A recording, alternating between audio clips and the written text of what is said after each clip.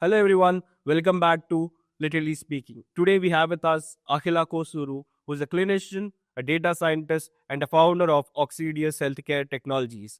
So welcome Akhila Garu. So we are just speaking about how AI has come into place and your journey across being a doctor to a data scientist and to a founder. So if you have to briefly tell me about your journey from being a doctor to a founder, how do you describe that? How do you say that shift has come through it? First of all, thank you very much for inviting Thank you me. so much for coming as well. I'm very passionate about treating patients. It flowed very naturally for me to uh, choose this profession, to be very frank, and started off my journey just by treating patients Right. and juggling through different kind of cases, learning more.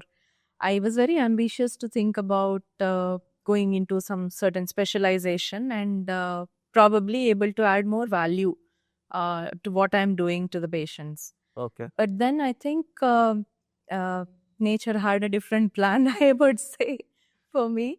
So, but then eventually, I think uh, good or bad, I was exposed to a lot of wrong outcomes that were happening to the patients. Okay.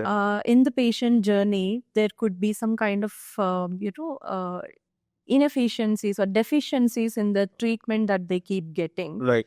And through my career, I was exposed to those deficiencies that patients were facing. Okay. Any one example you would like to give? So, example would be a patient being treated for some infection, Right. given some antibiotics, Right. but they had a lot of side effects of antibiotics, and Okay. the supporting medication was Right. missed. There are patients who have come to me with missed diagnosis or wrong diagnosis. In fact, there is one case within my close circle only where this person was diagnosed with a condition. It's a very chronic condition. Okay. Okay, and very limited treatment modalities are currently recognized. Right. And after, when we were going through the treatment for her, and eventually after around 6 months of treatment or so, when her body was resisting the treatment, we realized that the diagnosis was wrong. We studied. After how many years was that? Or how many It was months? after around 6 months, fortunately. Okay. But she was put on certain medication for those 6 months. Oh. Her body was resisting. She was not having any improvement of the symptoms. Right. And this is my childhood friend, very close to me. And when she actually came to me and asked me, if you know any particular specialist in gastroenterology, please connect me to them, because I'm not happy with the treatment. And then I said, okay, come to me. Let us review your reports and everything first. And during that, we realized that very important investigation was missed. And when we performed that, we realized it is a different condition altogether. Oh my So God. what she's being treated for was That was all wrong. yeah. So unfortunately, there are gaps like this, which is humanly possible. Okay. It do happen, right? When there is loads of patients coming in and You miss doctors are burnt out, doctors are overloaded, Yeah. the resources are limited, and time is very limited that doctor and patient sit together and Right. discuss about a particular condition. So there are a lot of possibilities of gaps to occur. Right. So I think that's the motivation, because we wanted to do something. I and my co-founders together, we wanted to do something that can prevent these from happening. Okay. Because yeah, today when there is a mistake, everyone is very Pointing out. interested in pointing out fingers, saying that this doctor is wrong, this doctor is right. Absolutely. But we fail to forget that to treat a patient, it takes more than just those 2 minutes of that At doctor last, he's gets. human as well. He's a human, that's one thing. Secondly, patients might not be able to share every information during that small Like, consultation yeah. time. And eventually, now there are a lot of such cases, and this has happened within my family as well. I give out a prescription to the patient, Right. and when will I see the patient again? Probably in the next After. review after Yes. whenever I suggest. Yes. Usually we suggest a review for 3 months, patient come back after 6 months or 1 year. Okay. That's a norm, Yeah. right? So what is happening with this patient after our consultation? We really don't know about Right. that, right? Doctors would not know, would not Right. have an idea about it. Right. Most of the time, patients take half the medication that is prescribed or irregularly adhere to the medication that doctors prescribed. And when there is own decision making happening by the patient on this, who is to blame in this scenario? At the end of the day, patient is not getting the relief of their symptoms, Right. and doctors would not get a visibility on that. He doesn't know. Probably patient might not choose to come back to the same doctor, and usual tendency of patients today is to do window shopping. Google. More than Google, Okay. they do window shopping. They go to other doctors. They would try out different Doctors. and then ultimately So why do you think where, like you mentioned about window shopping where they go to one doctor first, then to other doctor. So why do you think usually this happens? Is it the trust factor here or is it something else where, they don't think he's judging me right or giving the right answers? Is it the mindset of the patient who's come, I want to listen to this particular answer. So let me know if that is right or wrong. If not, I'll go to some other person. So there is no single answer for this, to be very frank. Okay. There are multiple reasons for it. And unfortunately, in this era where there is less of attention span for the patients and too much of information availability is there, like Right. you earlier mentioned, Googling of symptoms. Yes. Today we have something more powerful than that. We have ChatGPT, Gemini, which try to, replace a doctor Right. for the patient, and they give that comfort. These large language models are trained to please you at the Got end of the day, right? Right. If you say that, okay, ChatGPT, you gave me a wrong answer, it would tell you that yes, thank you very much for correcting, Preet. You are very right. Basically, it is. They're trained to please you, so that's how they, kind of get you hooked to these Right. kind of Right. systems. So going back to your journey from doctor, your consultation which you have gone through, your friend which has gone through the wrong diagnosis. So to be honest, do you think that is an answer where you have shifted from being a doctor and thought of this as a solution in the medical field? You have started Astra AI or Clinistra, coming in all together Oxidius app. Did you start because of that? We started because we want to be a part of course correction of the medical ecosystem in Right. one way or the other. Okay. And when it comes to helping or contributing to the healthcare ecosystem, there are a lot of tools today available nowadays to help patients directly. Right. But we ourselves realized that doctors need some kind of assistance and support 100%. as well. Yeah. And we wanted to simplify the whole journey of practice of medicine in a more comfortable way and for the doctors. 100%. And to help doctors in practicing medicine better and to act as a support system, that's the core reason why we started Got it. CDA. Understood. And when you have seen the difference while people using AI with ChatGPT or several other things, how does Astra AI or Clinistra help the actual doctors in the right field or giving the right answers? How does it work actually? Okay, so I think we'll have to go into the fundamentals of what AI is to an extent here. ChatGPT, Gemini, and other systems are large language models, right? Right. At the end of the day, they are kind of a machine learning tools. Right. They study the data, Data. that these systems are given, and which is mostly the internet available information that these are trained in. And there is a cutoff point of the training data also, and according to that, it populates the answer. The fundamental behind it is it predicts the next word. The prompt that you have given, Right. it predicts the next word, and that's how it generates a text. This is what the conventional large language models today are, Right. whether it is ChatGPT, Gemini, or any other system. Yeah. What we have built, Astra AI, is an AI agent. Okay. So an AI agent comes in with more capabilities, different capabilities apart from a large language model. It is a combination of multiple different technologies together. Right. Earlier I told you that these other models have a cutoff of the time. Yeah, we take a lot of other data. Yes, we intend to position Astra to give real-time answering as well from the data that it is getting from whether it is from the doctor, fed information about the patient. It is able to process that information, and ultimately an AI agent works towards a goal. Oh. The goal here is to support the doctor in the Right. decision-making Right. process. So there is a back-end proprietary database that we have created, and it studies that, and according to that it works on multiple different technologies. Together it will be able to reach Great. towards the goal, and it will give the outcome. Got it. So that's how it is different. Yeah. So Astra AI is, who are specifically target audience, or who can use Astra AI basically? Doctors.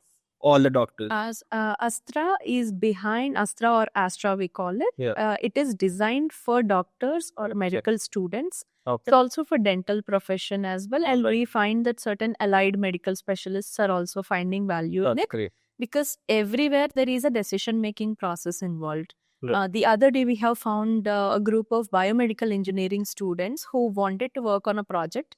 They wanted the medical subject expertise, and they were Using. asking us if they can use Astra and benefit is from great. that. So ultimately, it is a source of information provider in a simplistic manner Right. for the medical fraternity. It That's is not designed for a commoner's use. that's quite interesting, because commoners have quite been very used to this mobile friendly applications or AIs where they just ask different questions. Whatever the answer comes up, they quite think that is quite the result which they get it. So coming back to Astra AI, and also you mentioned about Clinistra. Can you also tell me more about Clinistra? How is it different to Astra AI? So, Astra is basically a thinking companion for the doctor, right? So, if I'm reading about a particular case or a condition and I want to build my knowledge on that, I can go back, I can do a literature survey. Astra will give fetch in the information from guidelines, from textbooks, and from different articles that are published, and it will curate the information. There is also a patient discussion system where I can give a context of a patient and I can chat with it, like Siri on the mobile. So you can keep conversing with it, and you can find more assistance coming from it.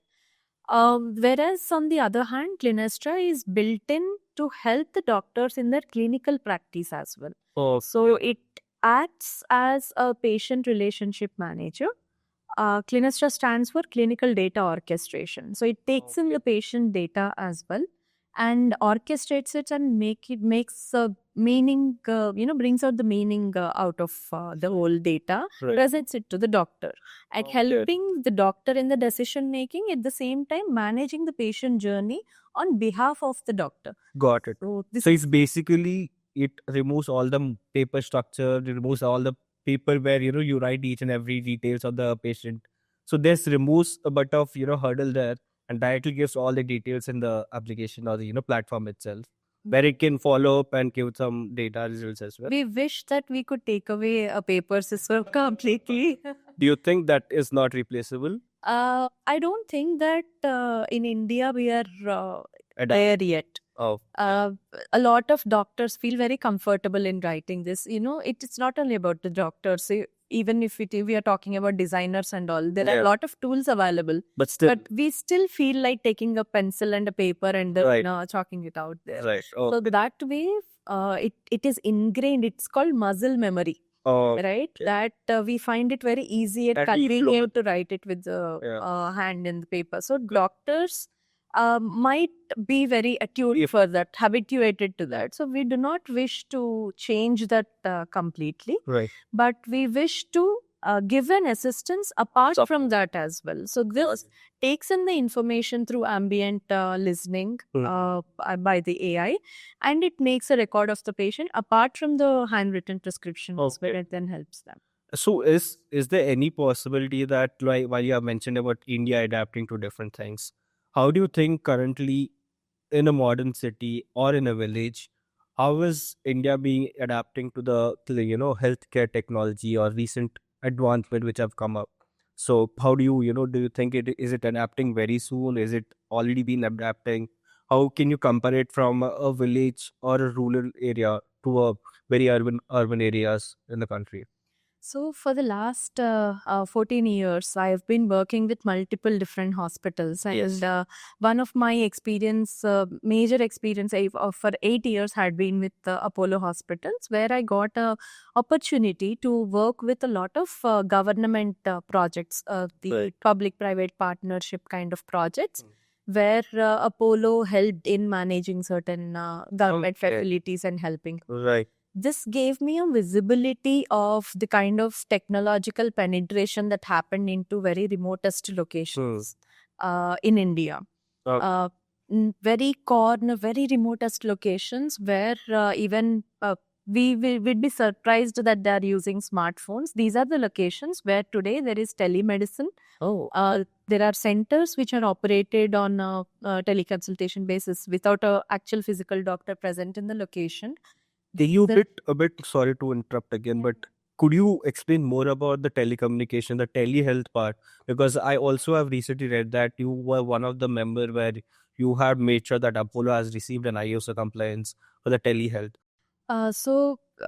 Basically, there is a society called Telemedicine Society of India, Okay. and I'm a member of the society. I'm a secretary for Telangana State chapter. Wonderful. And this society is basically helps in adaptation to the telemedicine and digital health practices Right. across the country.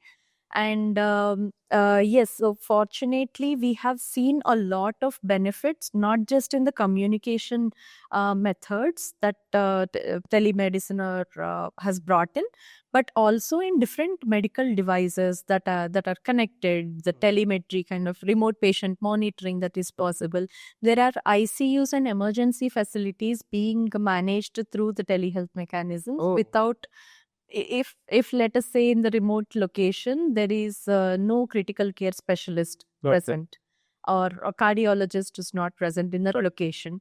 Through telemedicine, the doctors from a different location can observe the patient, can monitor the patient and provide the treatment. So that the technology today is so advanced that in real time monitoring of the patient vitals can happen in one place, and this can be transmitted to another location which is a different state altogether, and Any from country. there, yes, any country either, and from there the doctor can take decisions on the patient's Good. condition. Okay. And here on the patient side, it is just an expertise needs to be present, whether it's a doctor or a nurse or other specialty doctors are present, and they will follow the instructions given by the specialist.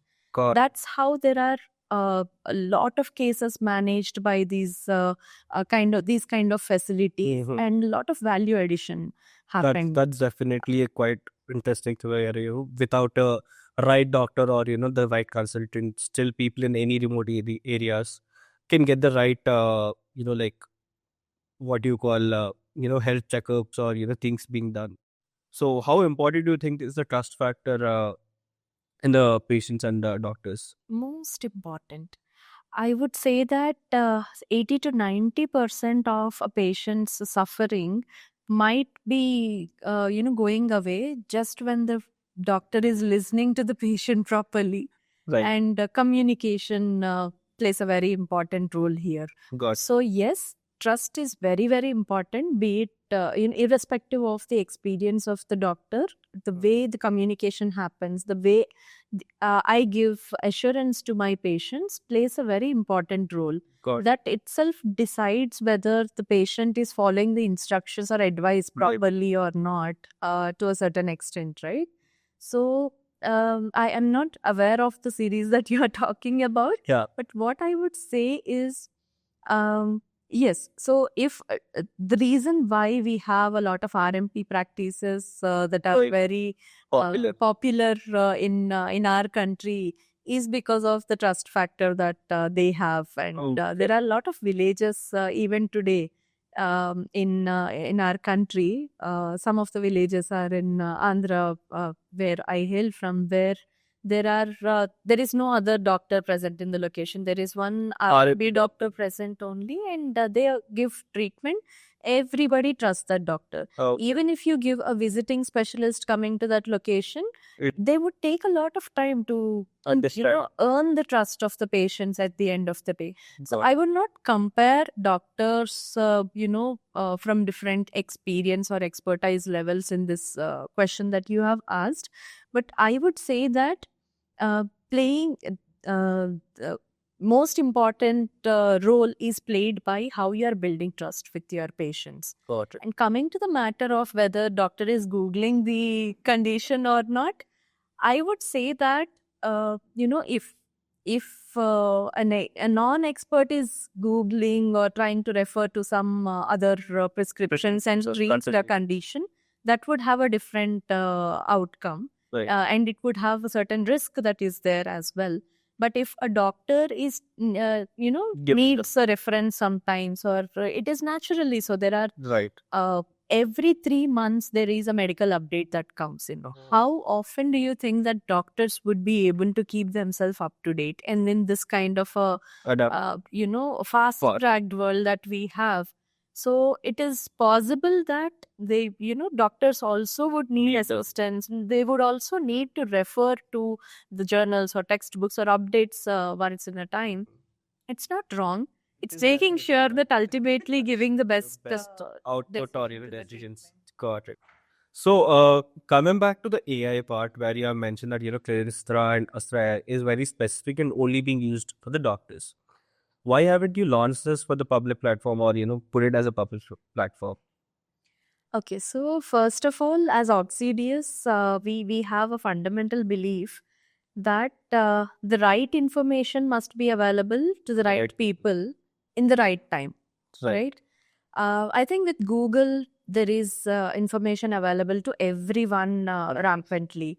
And now today we have these AI systems as well, ChatGPT, Gemini, which have made it available to everyone. Everybody.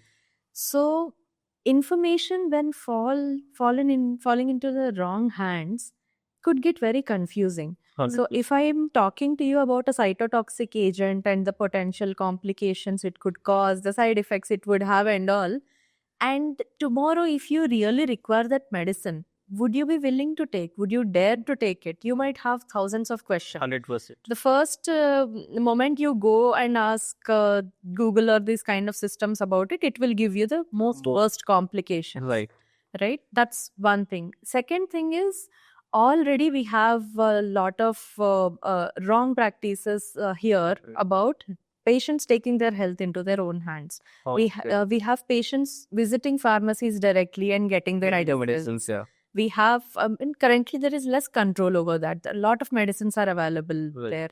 Prescriptions that are used for one patient are considered and used by other patients. Right. This kind of practice is already there. Right. So if it is not processable information to a patient, then they can take wrong decisions. They can end up in complications and very severe conditions for themselves.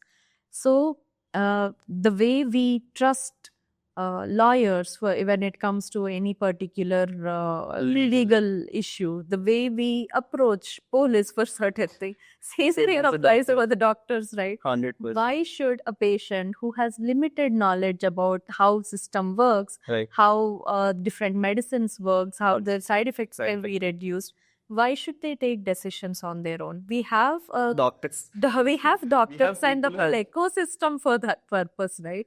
So there is no point in we creating something and 100%. creating more confusion for the patients directly. Yeah. So- Got it.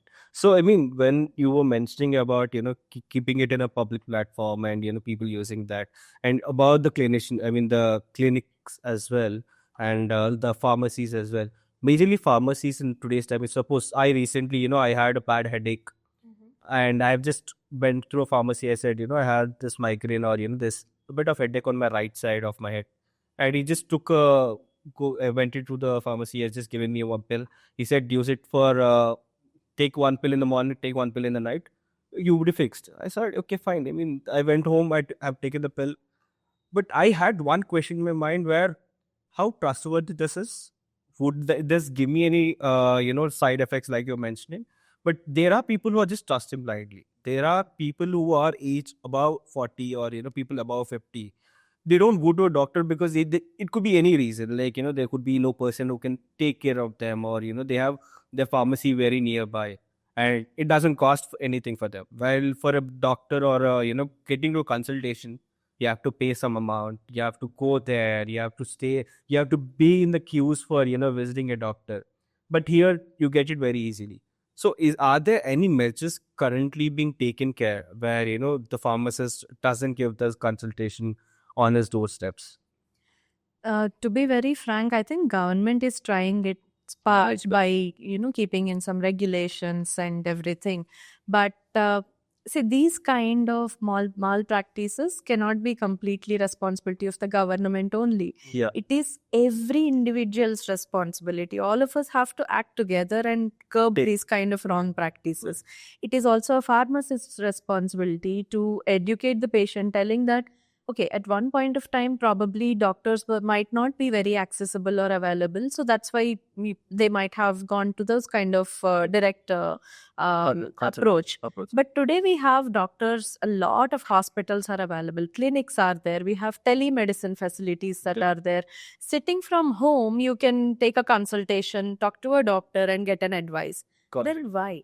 Why really are you approaching this direction? Yeah. So coming to the telehealth side part where, sitting at home, people can consult a doctor.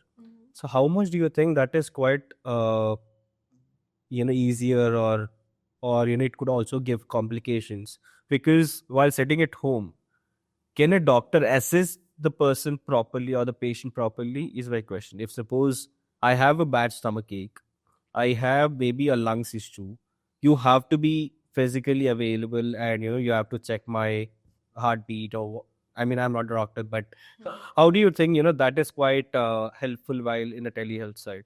Okay, so first of all, telehealth doesn't mean that every possible condition can be treated without a doctor present in the location. Okay, it is just an additional support that is there apart from the conventional practices. Understood. Right? So even the telemedicine practice guidelines, which were released by government during COVID, Right. The government released those guidelines to set a particular protocol in a on the practice that happens. Okay. What can be treated, what cannot be treated, what kind of medicines can be given, what kind of medicines should be avoided in teleconsultation. So there are defined protocols and guidelines available for that. Perfect. And even there are trainings that were conducted. We, as a part of our society, also conducted a lot of training programs for doctors, telling them and making them adjusted to this kind of practices. And similarly, there are a lot of education programs that have happened for patients as well to, help them understand what can be and what cannot be treated. So in that manner, if there is let's say drug for mental health conditions that cannot be prescribed on a teleconsultation, there are guidelines which define that. If it happens, then it is a malpractice. Similar to that, a doctor is always who decides depending on the constraints that they are currently having when treating a case. If it is something that we can understand by collecting your history and understanding your symptoms through a communication, then only we can proceed and give the treatment. Cool. At the same time, our hands are also bound to not prescribe certain things unless until we examine. So doctors are aware of those guidelines, and these guidelines define what can and cannot be done. So there are limitations in terms of that. Understood. That's only given as something that can benefit and improve the accessibility. It is not to say that, okay, you don't need to go to the doctor at all, right? There will definitely be the requirement for physical presence. Understood. And also my question was in regards to, comparing to foreign companies where, their adaptation to healthcare or, medical fields have quite been aggressive as what personally I feel. How do you think that is being, similar thing in India where, we have across like 3 billion or 3 billion plus people in the world, in India majorly. And how do you think that has been wrapping in India currently? The healthcare technology or telehealth side is being adapted in India. To be very frank, whether it is globally or in India, we have these actual technological advancements that are being utilized in only silos in some parts Parts of of the India. ecosystem, Okay. be it globally or in India. Right. In India, in certain states, there is, telemedicine was implemented 15 to 20 years back. Okay. That was the time when telemedicine consultations were implemented in India. Can you believe that? Before even the guidelines were released, there are telemedicine practices that were happening in India. It's a surprising thing. Right. So there are implementations, the technological penetration has happened in India also in different parts of the country, but in certain use cases, in silos only. Okay. There are still very conventional, age old systems that are there. There is still accessibility issue. There are still limitations in terms of the capabilities of Got it. doctor. I mean, mobile penetration itself is not there very well in tribal localities, Right. right? Even though there are a lot of remote areas in rural parts of the country where these kind of practices, technological penetration has happened. Understood. At the same time, there are a lot of places where still there is a lot to be done. Right. While we are discussing about advancement in healthcare as well as in medical field majorly. I mean recently with the trends going in the times where Ayurvedic medicine or the natural medicines which have come into place have been quite playing a major role in either the pharmacy side where they're using more Ayurvedic medicines, they're calling on the homeopathy side. So what do you think? How do you differentiate where do you go for Ayurvedic side or consult a proper doctor who gives a like I'm not sure what the term is, but giving the medicines which are being available in pharmacies. Okay, so these are different fields of medicine. How Ayurveda approaches a patient, how homeopathy approaches a patient. These are different streams altogether. Yeah. And I am an allopathy practitioner, so I would be able to talk about modern medicine and allopathy medicine only. Right. I might not be able to comment on Ayurveda and homeo medicine, but I have seen a lot of benefits that have happened as well, and there is research happening in those streams as well, and a lot of real benefits that patients have experienced. And see, ultimately, that is also a different kind of science. So I, at Yeah. my capacity, should not be commenting on a different field of science where my expertise is not Not very good. strong. Got understood. So, what do you think is the biggest myth in being a doctor? Okay. I think the biggest myth would be that the doctors are the richest people. Aren't they rich people in India? That's a place. No, they are not. And not every penny that goes into the healthcare ecosystem Goes to into doctor. the pockets of the doctor. Okay. There is a whole ecosystem built to treat the patient. Okay. Be it nurses, technicians, supporting staff. There are 1,000 different technician courses that are available. Physiotherapists. There are hospital management, business development teams, technology, marketing teams. All of this put together is where the money would go. Wait. It's not directly into the pockets of the doctors. Because see, the reason I've asked is this because from quite many years we have been seeing that most of the parents say either you become a doctor or you become an engineer. And do you think where money being a part of everybody's life, that's the reason parents say that they think maybe that being a doctor or engineer gives you a lot of money, and that's the reason they ask you to choose those particular streams? I don't think so. Okay. I think it's more of doctor. Being a doctor is considered as a noble profession. Right. At the end of the day, you are easing someone's suffering, right? And that's the major motivation behind anyone to choose the field. I believe that way. And as per parents, what I would think is, if it were to talk about my parents, I would say that my parents are professionals as well. They are advocates. Okay. they must have thought that this is a noble profession where there is a service and there is a lot of respect that we might gather, Right. and the intellectual capacity is believed to be more because of too much of knowledge that we keep gaining over a period of Yes. time. I think at the end of the day, what parents would wish for the child. children is to have a Right. secure career Right. and have that motivation Going in terms of their career as well. And while you have mentioned very good thought that most of the doctors or doctors being treated noble with respect and everything, but quite few. I mean, if you've been seeing from few years or few days, few months, there are being cases in police or police stations or many other places where they have been misused, misguided, or they have been misbehaved as well in hospitals or clinics or anywhere. So you mean to say the security of the Yes, doctors? exactly.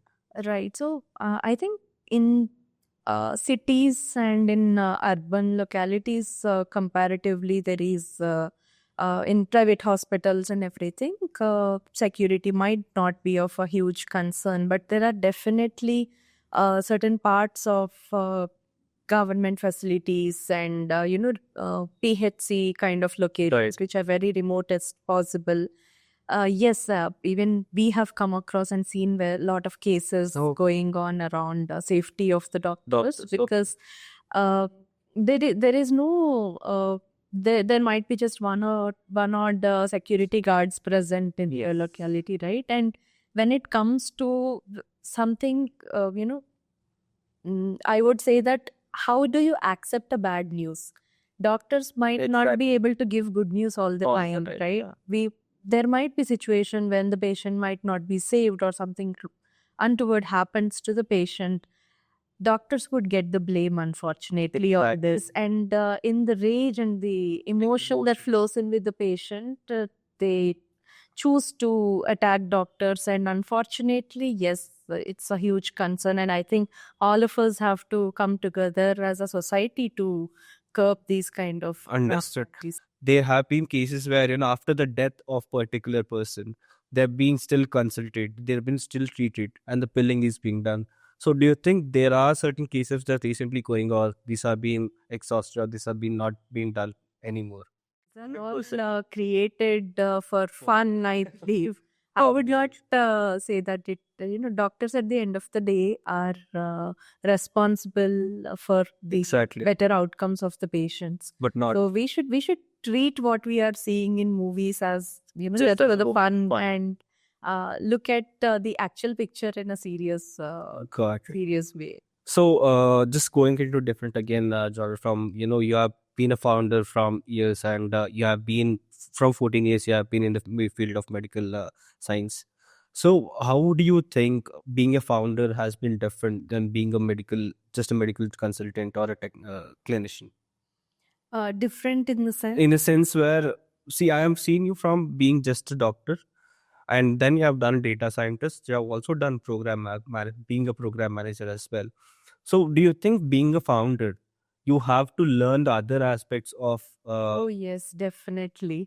So, management probably the 5 years of our journey? our education had taught us how to approach different conditions, different types of patients, and how to treat them. Right, The medicines and the subject knowledge was different. right.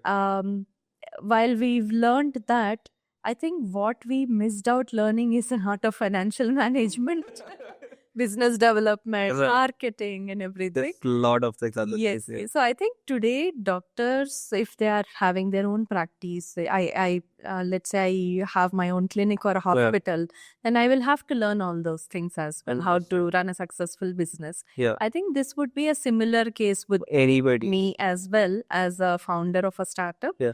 Yes, learning technology has been a different experience altogether, where Okay. I could see the best possibilities or potential of both the worlds, and I could see the application possibilities Right. in a better way because I Okay. was able to learn them. Learn things. But at the same time, like any doctor who might want to start a hospital on their own, I have learned in a very hard way about business development, marketing. So, I mean, coming from a science background, understanding data scientists or, going through that max things, how difficult was it for you? Or, how was that journey actually? I would say that it is still happening. It is still difficult. We keep learning a lot of things as we go on. I mean, I think my one of my professor in medicine used to say that she used to attend all of our classes along with us. Oh, And one day when we asked her why, she said that a doctor is a lifelong student. 100%. Uh, Agree to it. so that is true for just practicing medicine, being a doctor itself. Now if we are trying to take multiple roles as a founder of a company, running a business, trying to see the market potential, trying to pivot according to the requirements and how we are positioning the product, everything, a huge learning that we are getting every day. Got it. And it's a never ending tireless learning. I mean, learning doctor is quite, doing doctor or, the education of doctor, people say that, it's a lifelong, like you have mentioned, lifelong learning lessons which come upon. Where 5 years, first they have to do their MBBS, then for the MD, they have to do separately other 3 years or 4 years, if I'm not wrong. And again, for the PhD, they have to few more years.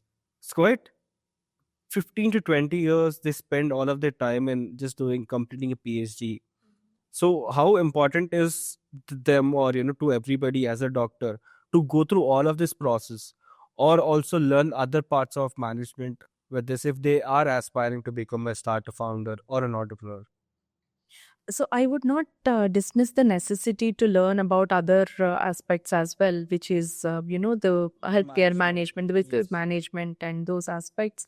I would say that if we want to do something beyond our capacity of treating patients, then we will have to learn that knowledge as That's well. right. Because why we learn, why we do specializations and super specializations and everything is to get the depth of the subject and gain experience in those particular fields as well, right?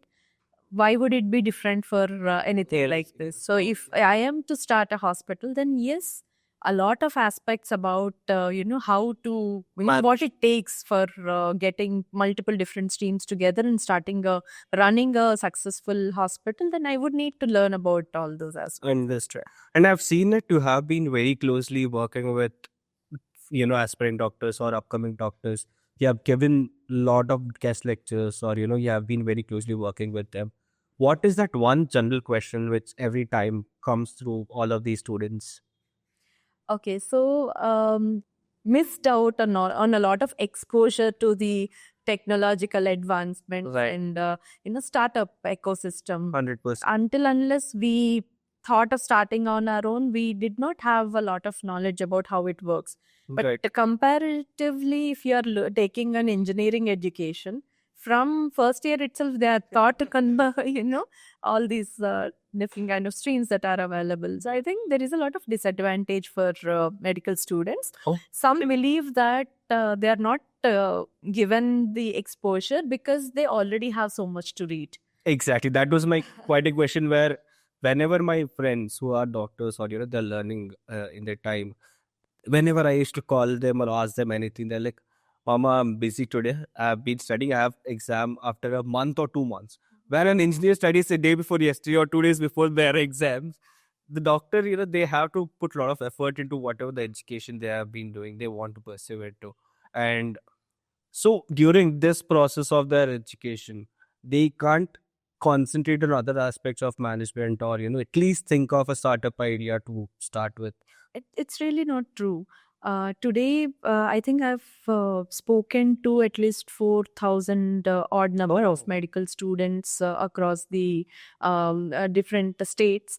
And we have interacted with certain medical college management as Okay. well, who are today giving exposure to medical devices, manufacturing, the innovations that can be brought in that field.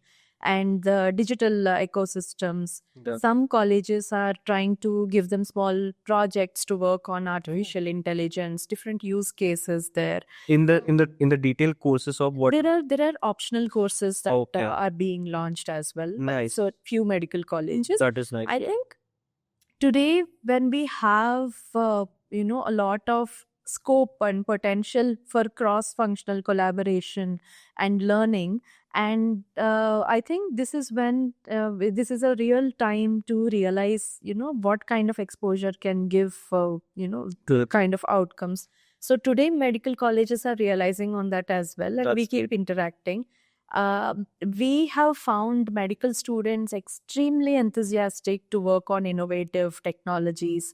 There are students who are learning programming also out of their own capacity and interest. So that's good. We don't do engineering after their completion of pursuing their engineering. They go into different other fields. So I think it is quite era where doctors are also getting into different fields other than their own stream.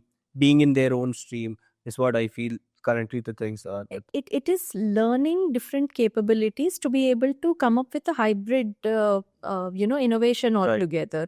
Doctors today have there is a term called doctorpreneur Oh, as an entrepreneur. nice. And there are doctors who have innovated a lot of new technologies. I'm not just talking about my startup here. There are doctors who have started smart ambulance system. Doctors have created medical devices which can interpret the ECG readings in a real time. Okay. They're working with artificial intelligence, multiple different streams. So, see, we believe that as a subject expert, we would have a deeper understanding of the particular subject. We would have better visibility of the problems that are there in our field. Yes. So whenever there is some kind of a disruption that is necessary to happen and advancement of science has to happen, these different streams have to work together. We would not say that doctors should alone be innovating and creating something on their own. No. It's a cross-functional collaboration that has to come together. 100%. And when you're blurring the boundaries and learning different, learning different fields, knowledge, gaining those knowledge as Right. well, then you never know what might trigger. I've just done my data science to be able to understand the public health ecosystem better, to be able to find subtle Correct. nuances of what the public health data is talking about, Got and what different ways that we can work. Understood. Different changes that we have to make in our ultimate treatment approaches. That was the reason for learning, but then eventually I did not expect at that time that I might start my own Oh. startup in artificial intelligence. Okay, this is quite new again, that you didn't think of Oxidius before, or while doing your data science course. Frankly, no. Okay. I mean, that was an interest to, I was in the research and development at my responsibilities that I was handling at the time.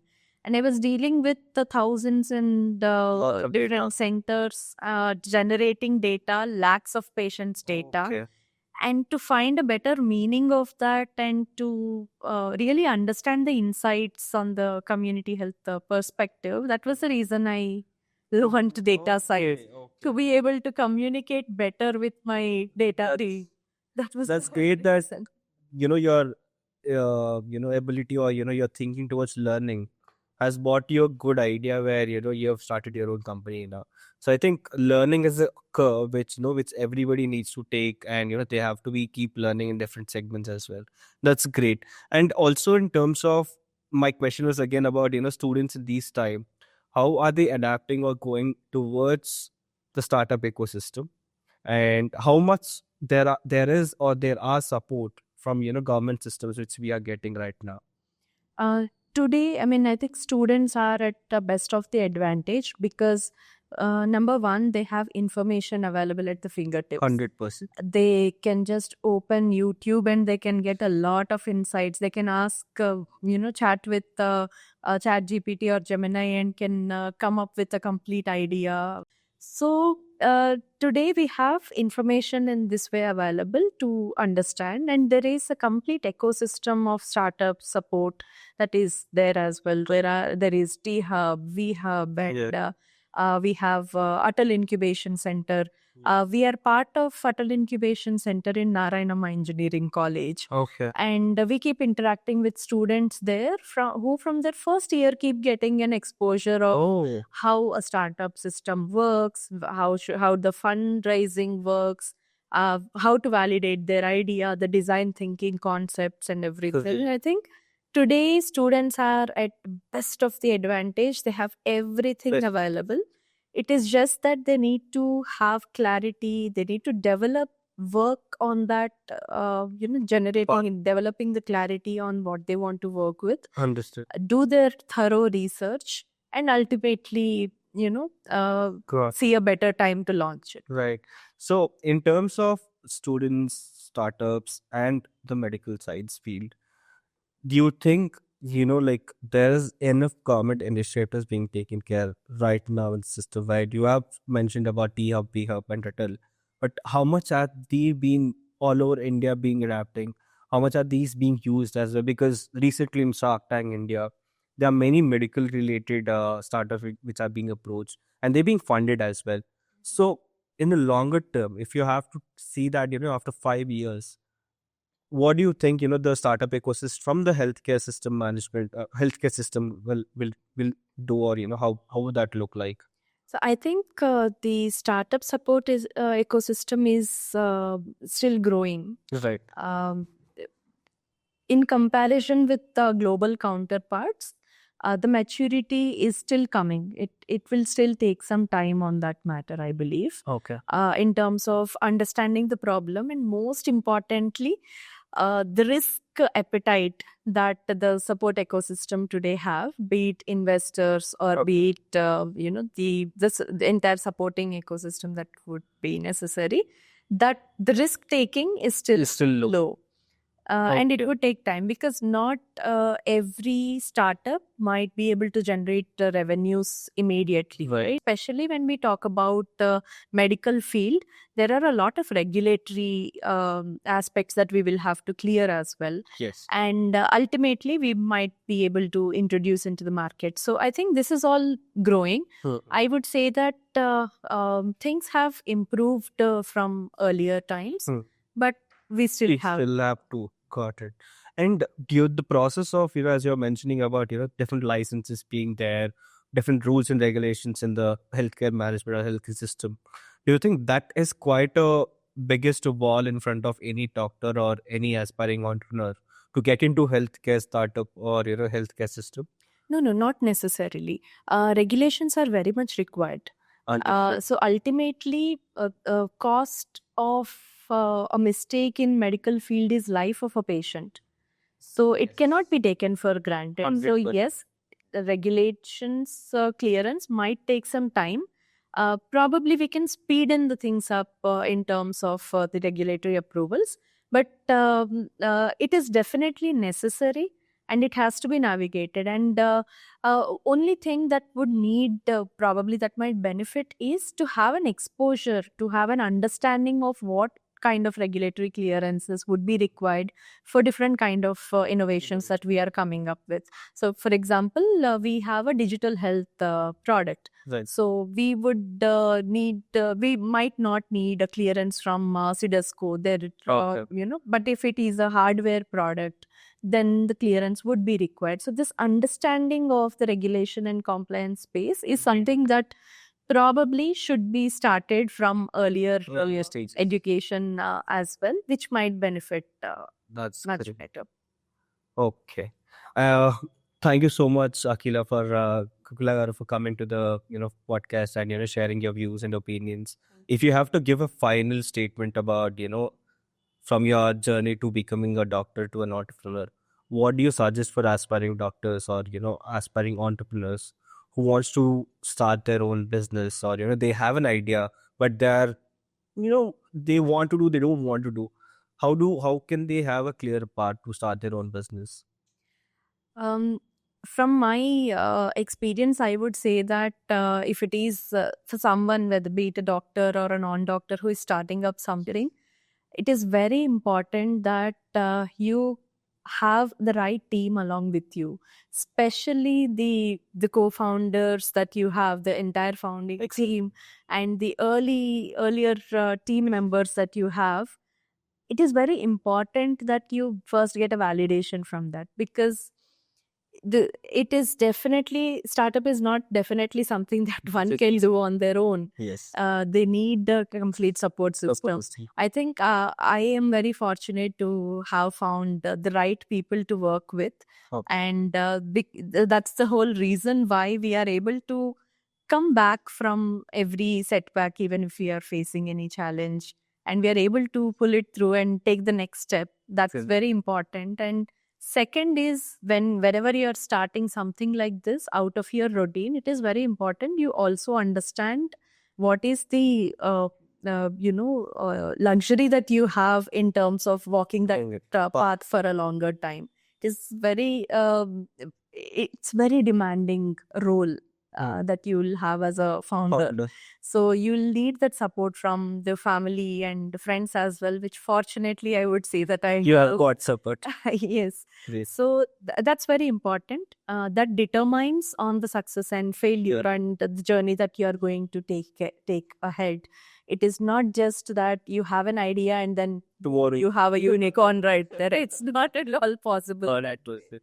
So I think have that comprehensive understanding of what you want to do, and more importantly, why is it that you want to do? If it is just for that hype of being a founder and Exactly. a startup is a kind of adrenaline for you, then probably that's not a reason.